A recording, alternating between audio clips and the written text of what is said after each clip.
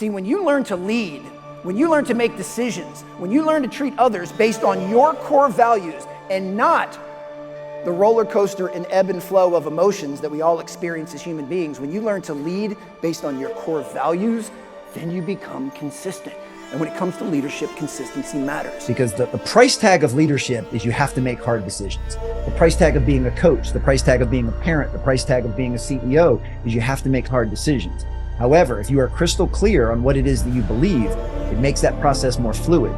Because now every single decision you make in your life, large and small, personal, professional, individual, organizational, every decision you make, you need to take a pause and run it through the filter of, is this in alignment with my core values or not? What do you stand for? What do you believe in? What are the non-negotiables that you use to make the most important decisions in your life? Here's why it's vital as leaders to get crystal clear on your core values. When you can learn to make decisions based on your core values, then you're going to become consistent. And consistency matters.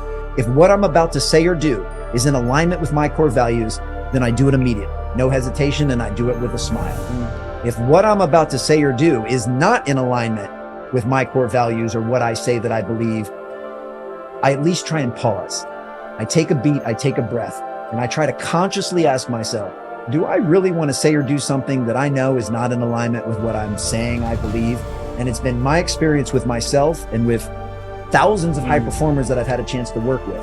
The mere act of taking that pause is usually enough time to help course correct and make a better decision. When you get crystal clear on your core values, it makes decision making more fluid.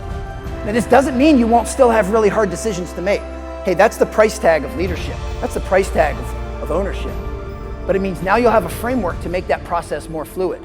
Because every single decision you make, large and small, personal and professional, individual and organizational, every single decision you make, you run through the filter of, is this in alignment with my core values or not?